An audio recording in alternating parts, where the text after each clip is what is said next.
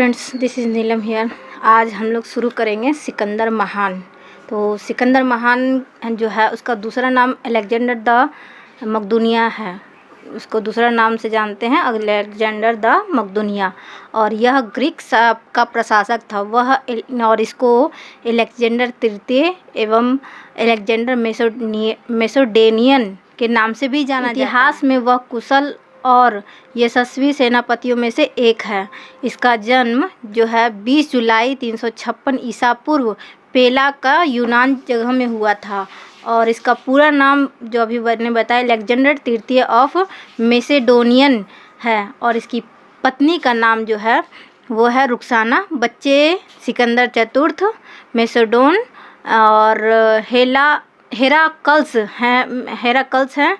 और इसके पालक हैं जो पालन पोषण जो किए हैं वो है फिलिप्स द्वितीय मैसेडोन है।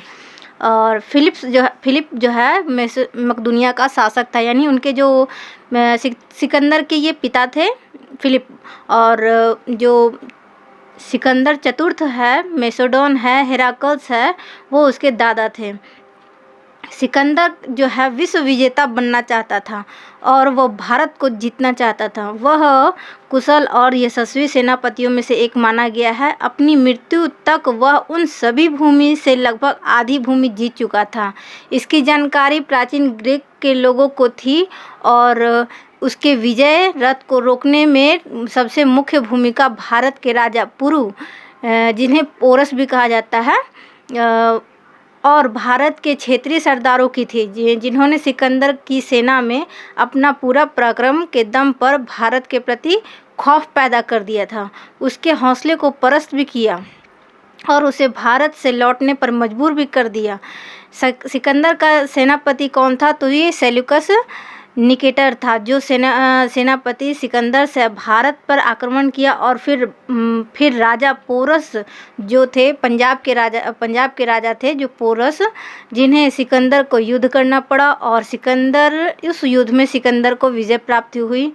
अगर मुझे थोड़ा सा इसमें डाउट लग रहा है, एक बार कमेंट्स में देखिएगा कि अगर मैं सही बोल रही हूँ तो कमेंट्स में लिख कर बताइएगा कि मैं सही बोली कि नहीं। राजा पोरस से दोस्ती कर सिकंदर वहीं से फिर वापस लौट गया।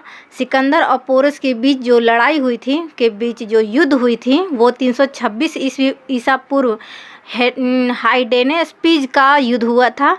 इसकी जो मृत्यु हुई थी, यानी सिकंदर की जो मृत्यु हुई थी, वो जून 323 ईस्वी पूर्व में बेबीलोन में सिकंदर की मृत्यु हो गई थी। वह उस टाइम यानी उस समय जो है 33 वर्ष का था। इससे संबंधित अब ये क्वेश्चन है सिकंदर महान के लिए। सिकंदर महान जो है उससे संबंधित कुछ ऑब्जेक्टिव क्वेश्चन है। तो ये है भारत पर सर्वप्रथम किसने आक्रमण किया था? तो ईरानियों ने।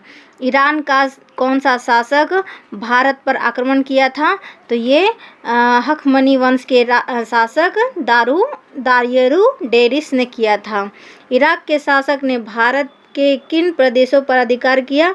तो ये गंधार और सिंध प्रदेशों पर अधिकार किया था। हखमनी वंश को नष्ट किसने किया था? तो सिकंदर महान ने किया था, जो दारियुश यानी तृतीय को पराजित करके ये सिकंदर महान इसको नष्ट किए थे। सिकंदर का जन्म कब हुआ था? तो ये 356 ईसा पूर्व में हुआ था। सिकंदर किसका पुत्र था? तो ये फिलिप का पुत्र था। फिलिप मकदूनिया का शासक कब बना? तो ये है 1959 ईस्वी में ईसा पूर्व में बना।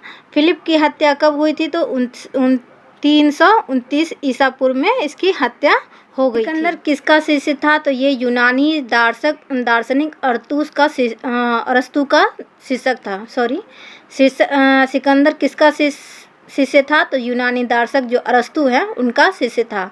सिकंदर महान का मूल नाम क्या था? अलेक्जेंडर, जो मैंने बताया अलेक्जेंडर द मकदूनिया इसका मूल नाम है।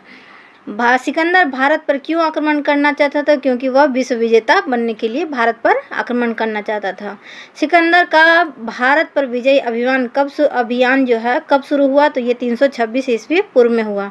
सिकंदर का सेनापति कौन था? तो ये सेल्यूकस निकेटर था। सिकंदर की सेना किस नदी को पार करने से इनकार कर दी थी? तो ये ब्यास नदी को पार करने से कर दी थी।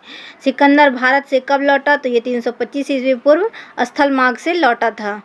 सिकंदर की मृत्यु कब और कहाँ हुई? तो सिकंदर की मृत्यु 323 ईसा पूर्व में बेबीलोन में, जो उस टाइम के कितना वर्ष का था? तो ये 33 वर्ष का था।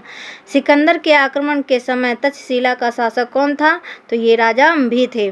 भारत पर आक्रमण के समय सिकंदर का साथ किसने दिया था? तो ये शशिगुप्त, अम्भी, पुष्क, रावती और संजय ने इसका साथ दिया था। सिकंदर को पंजाब के किस शासक से युद्ध लड़ना पड़ा था? तो पुरु से। तो पुरु कौन? तो पोरस से। हाइडेस्पिस का युद्ध किसके बीच हुआ था? तो ये सिकंदर और पोरस के बीच युद्ध हुआ था, जिसमें अभी मैंने बताया हाइडेस्पिस का युद्ध हुआ था, जो 326 ईसा पूर्व में हाइडेस्पिस का युद्ध हुआ था। सिकंदर ने अपने विजित प्रदेशों को कितने भागों में विभाजित किया? तो ये 3 में किया था। प्रत्येक भाग के लिए एक गवर्नर नियुक्त किया गया है। सिकंदर अपनी सेना को समुद्र के रास्ते वापस जाने का आदेश किसके नेतृत्व में दिया? तो ये जल सेनापति निर्याकर्ष के नेतृत्व में किया था। ये कुछ क्वेश्चन थे, ऑब्जेक्टिव क्वेश्चन थे। ये सभी एग्जाम में आने वाले क्वेश्चंस हैं। Thank you.